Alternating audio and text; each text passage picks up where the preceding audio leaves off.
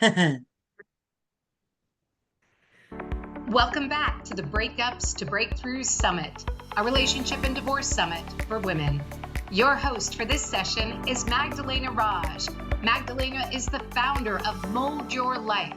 She is your infinite possibilities partner, and she's the founder of Thrive Through the Holidays. Hailing from Atlanta, Georgia, she's got another amazing guest coming right up.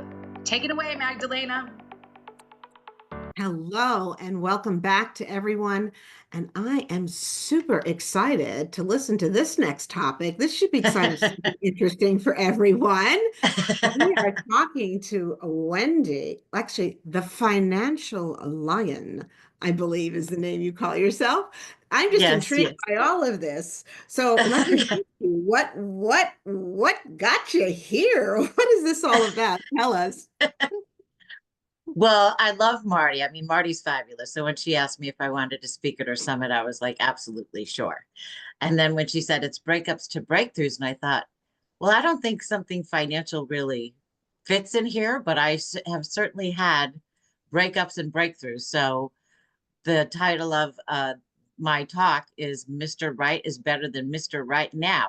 So we'll talk about all sorts of different kinds of love that I've experienced and running from love. And, there's a Mr. Psycho in there too. So Oh, good. I had to let you say the title because it was so cool. And I am so intrigued, so intrigued. So, for everybody that's here today, we are so glad that you're here with us. You could drop in your chat where you're from and any comments that you have as we go forward with Wendy. All right, Wendy, let's not waste any time. So get into this, Mr. Right and not Mr. Right now. What a topic. okay. Okay. Well, the first section is lost love, right? So when I was young, my husband died in a motorcycle accident. He was only 24. And, when you get married, you say, till death do us part, but you don't expect death to happen that fast, right? So we had two little girls, 1 and 3. And I had to put on my big girl underwear and just think, how am I going to support these kids for the rest of my life? So that was the lost love section. Now, the next part is looking for love. Now, in order to really describe why I was so looking for love, it was because there was a few times when I was a little kid that one time I was 6 and I woke up and I guess my sister was supposed to be babysitting for me. But for whatever reason, I woke up in the night and no one was home. And so I knew that my brothers had a friend up the street. So I walked up the street and I found my brothers and my sister got in. We shared a bedroom. So I remember when my parents came in and they found out that, she was at 17, 16, 17, and she probably was just a ornery teenager and was like, oh, I'm going to sneak out, when he's asleep or whatever. So, but I remember that night, my mother slapped her full on right across the face for leaving me alone. Mm. But so those things that happen. And then there was another time when I was 8, I'm going to say, and I had taken my piano and my music lesson, and my dad was supposed to pick me up, and he never did. I sat there for hours and hours and hours, just kind of daydreaming and, what am I going to do? And, blah, blah, blah. And finally, someone offered me a ride, and I went to my brother's music shop that he had in the center of town because it was closer. So things like that happened. And at the time, you don't think, oh, I'm abandoned. Oh, I'm unloved. Oh, this, that, or the other thing. But they leave those impressions on you.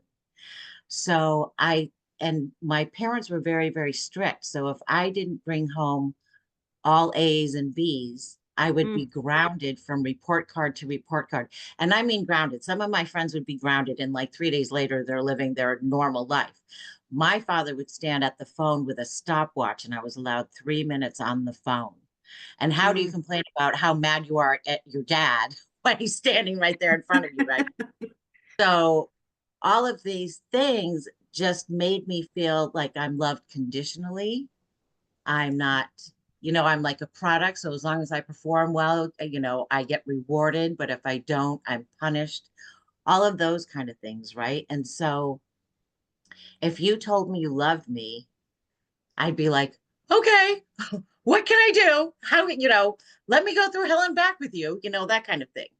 So because that, and I read a book. So fast forward, I'm in my early 30s now. And I read a book called Hind's Feet on High Places. And it's a book about, it's an allegory. And the main character's name is Much Afraid. She lives in the Valley of Humiliation with her cousins, the Fearings. And she wants nothing more than to go up the mountain with the Good Shepherd and live up there, with the Good Shepherd in this fabulous place up on the top of the mountain, right? So, and how many of us are really much afraid sometimes, right? So I read this book, and her cousins are called the Fearings, and her cousin Craven Fear loves to bully Much Afraid. So the Good Shepherd finds her one day, and Craven Fear has bullied her, and she's crying and everything. And the Good Shepherd says, what do you want most in life? And Much Afraid says, I really want to be loved. And he looks at her and he says, your longing for love has been the cause of all your pain. I read that one sentence, Magdalena, and I cried for 3 days. I was like, that just sums up my life in one sentence. That has been the cause of all my pain, because I went out with some frogs, let me tell you. But the worst one of all, they don't wear signs. So, but the worst one of all was actually a sociopath. And if you know what sociopaths do, they know exactly what you want, and they know how to appear to be exactly what you want. And that's what this man did.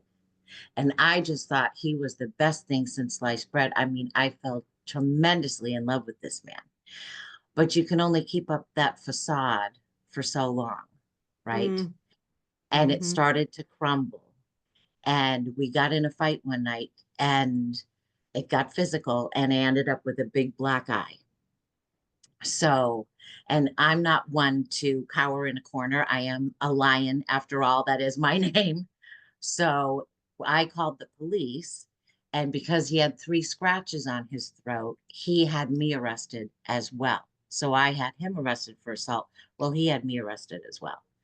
So we go to court, and I'm sitting in the back. I mean, I don't know if anyone out there has been physically abused, or if you've had physical effects that were manifested on your body that others could see. But it was I just felt so degraded and so demeaned, and you know what I mean? And just the way people would look at me too, like, and I wanted to go, this is the first time, okay? It's not like this has happened 8,000 times and I'm still in this, horrid relationship or whatever. But anyway, so we're in court, and I'm sitting in the back because, of course, my self-esteem is, in the toilet. And Mr. Psycho is what I call him now. He's sitting about 5 rows back. It's a big courtroom. And he's got 5 girls with him. And they're turning around and they're pointing their fingers at me and laughing. And I just thought, if he did this to me, what makes you think he won't do it to you too? But again, it was so humiliating. So the judge takes one look at me and he dismisses my case. He's just like, what are you even doing here? And so after that, of course, we're through. He became a stalker. And I lived in a very nice neighborhood where it was a neighborhood where people would just summer there. But I lived there year round, and it was right across the street from a private beach. Well, he told me he would climb up on the roofs and have a gun pointed at me and go, oh, maybe I should kill her. Oh, but she has a nice butt. Oh, but maybe I should kill her. Oh, but blah, blah, blah, blah, blah. I mean, and I came home from work one day, and he had broken into my house, and he was so petty that he smashed all of the electrical outlets so I couldn't even blow dry my hair. Stuff like This that. is So, terrifying. yeah. How did you even move beyond? Well, Oh, so my parents and my sister lived out here in San Diego, so I sent the kids ahead to go live with them. And I just sold everything I could. And I was like, I'm out of here. So the night before I go to leave, I have two brothers in Connecticut. So one is Gary and one is Bruce. Well, I was staying at Bruce's house that night just to say goodbye because I'm going to live, move out to California. Well, at midnight, the phone rings at Bruce's house, and immediately I know it's something to do with Mr. Psycho. So my hands are just shaking. I'm just like, what is happening now? The police were on the phone and they had found Mr. Psycho sitting at the bottom. There's like a little paved area across the street from the police station. And he was sitting there with a page torn out of the phone book with my brother Gary's name and address circled on it. And they find him, and there's all sorts of blood and rope and knives in the car. Well, the police think he's killed my brother Gary and his family. So they go up there, and my brother Gary is married, has 3 little kids. So they're all woken up in the middle of the night. The police are there thinking that Mr. Psycho has killed them because they don't know where all the blood came from. So they think that he's killed someone, and they're asking me on the phone, is there anyone that you know that he might want to kill? Because we just don't know what's happened. So I leave the next day and I'm just like, you're in the rearview mirror. But when I came out to California, I had no self-esteem whatsoever. If I was in the elevator with you, I would just look down or maybe straight ahead. I was nowhere. I mean, now here I am. I'm speaking. You know what I mean? All those things. So that was the running from love portion, right? And then I read that book, Hind's Feet on High Places, that says your longing for love has been the cause of all your pain. So finally I wise up and I prayed and just said, you know what, God, if you do not put the man in my life, it's never going to end well. So if I start to like someone, I'm just going to ask you, is this from you? And if it's not, you let me know. Because I'm done with the psychos and the crazies and the cheaters and the, whatever. Because Mr. Psycho did all that too. So whenever I liked someone, I would just say, all right, God, if he's not from you, take him away. And within 24 hours, Magdalena, they would get a job transfer or they would move out of state.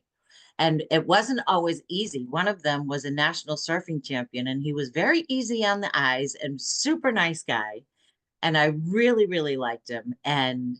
But I prayed that prayer. And the next day he calls me up and he's like, I've had enough of sand and sea. I'm going to go for mountains and rivers instead. And I've got tears falling down my face, really? But I was just like, okay, whatever. So that's what I did. But at least then it didn't end up in hell or with restraining orders or, that kind of thing. At least we would part friends.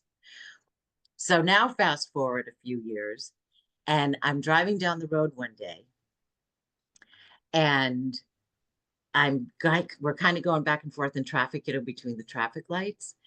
And this man on a motorcycle says, I like that red hair. I had red hair at the time. And he said, I like that red hair. And I said, I like that blonde hair. He had long blonde ponytails sticking out the back of his helmet. And he said, you want to pull over and talk for a minute? I was like, okay. So we pulled over. I just exchanged phone numbers. And I just thought, oh, he's just another young blonde guy. God's never going to, he's not from, he's not going to be approved or whatever. So I really start liking him. And I was like, okay, if he's not from you, take him away. And what does he do? He moves 2 blocks away from me. And I was like, oh, well, we'll just have to see how this works out.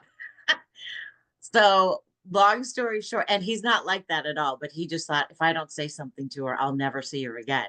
I don't know where she came from or where she's going or, anything about her. So long story short, we got married in the year 2000. And this year we will celebrate our 25th wedding anniversary.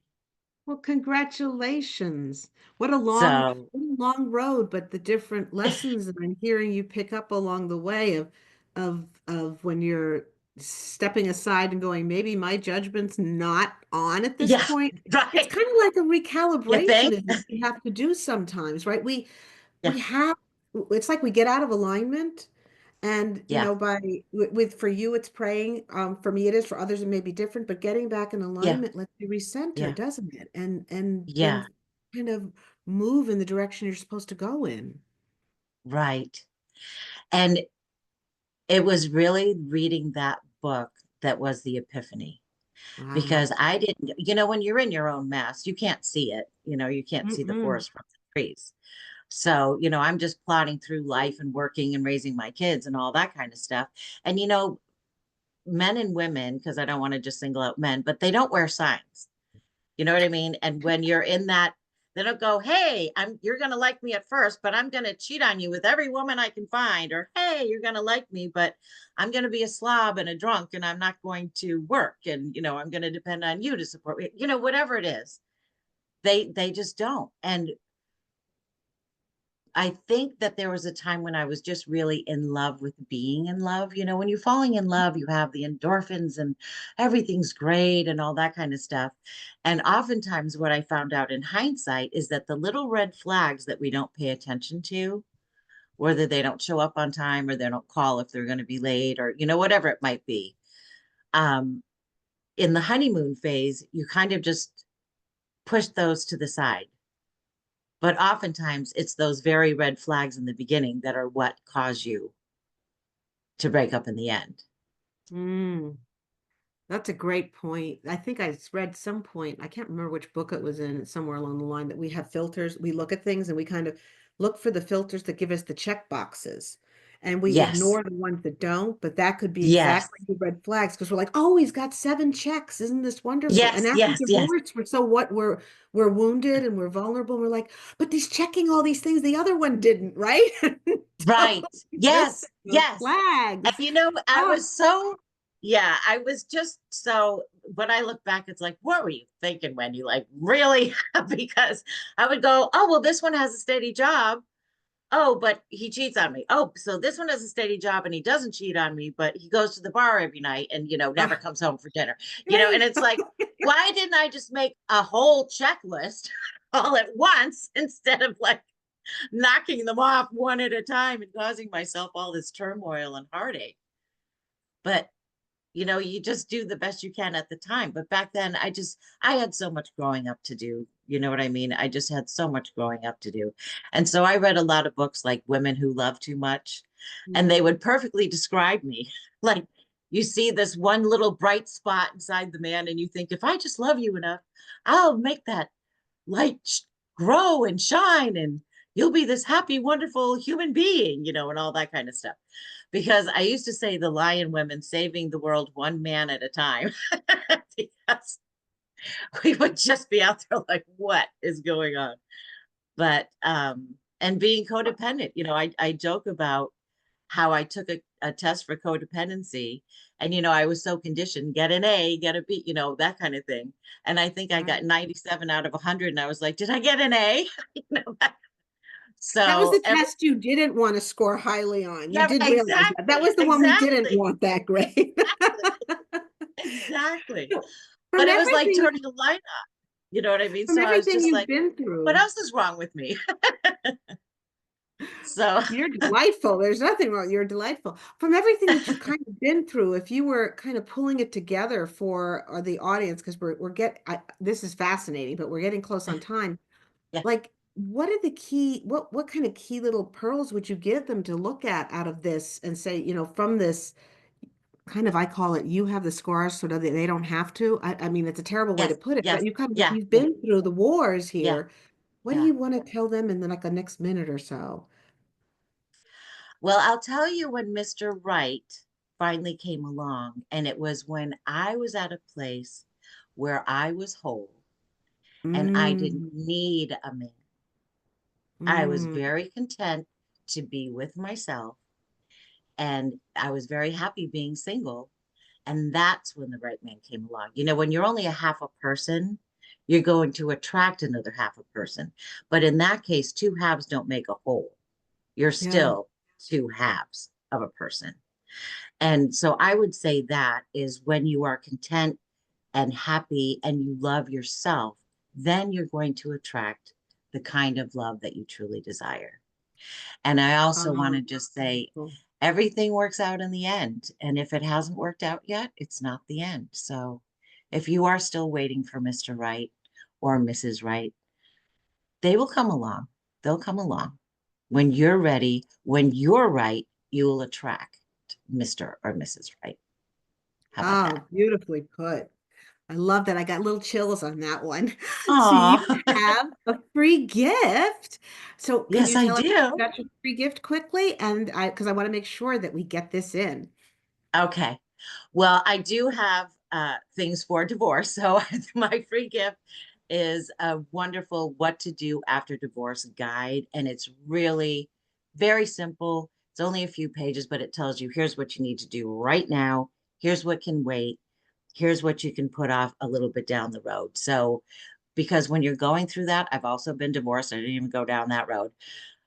You're not thinking you're with the clearest or most focused mind. So this really just lays it out for you step by step what to do. So I really hope Beautiful. that helps people. Yeah. And you have a VIP gift too.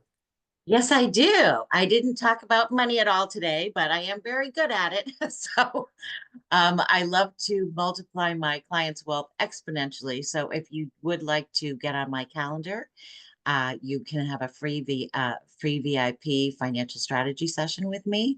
And it's right above my head. So if you want to get on there right now, thefinanciallion.com/schedule.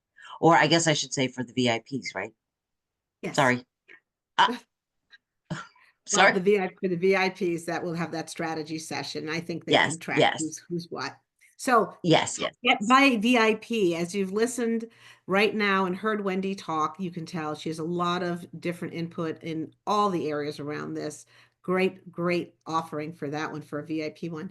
And you know what? If you want access to this talk so you can listen to it again, or any of the other recordings that are going on now and for the rest of the day, upgrade to VIP. Get your recordings. It's a fabulous little self gift on that one. So Wendy, before I'm going to pop up, we've got some other speakers coming up. I'm going to come back to you in a moment for a last tidbit to give us. But Okay. so everybody knows, we've got some speakers coming up now. We've got Stacy McAlpine, who's going to how to figure out what's next for you. Questions we all have. Christine Matthew, breakups, bankruptcy, and cancer, from suffering to strength. So that's certainly Oh, one to listen into. And Helene yeah. Roos will give you 50 ways to leave your lover guilt-free. Makeup or breakup. So those are coming up. But right now, before we pop off here, Wendy, the financial lion, what final little 30-second words for us do you have? Well, you know what? I always say life doesn't come with a remote control. You've got to get up and change it yourself. And there is no time like the present to do exactly I love that. It does it. You made me think of that movie with the skipping through life, right? You have Yes, to get up yes, and change it yes. Click. yourself. Yeah, yes. What a great piece of advice on that one. This has been such a fun interview. Thank you for sharing, and thank you for bringing out those personal details, but then helping us understand how that kind of guides us forward. That's very uplifting. I appreciate it. Yes. Super. Thank you for having me. Thank you. My pleasure. Cheers. Wow, that was an amazing speaker. We're so glad you've joined us at Breakups to Breakthroughs for recordings of all sessions and an amazing VIP gift bundle. Upgrade to VIP now. If you have any questions or problems during the summit, you can email our support team at support@erfsummit.com. Stay tuned. We have another fantastic speaker coming right up.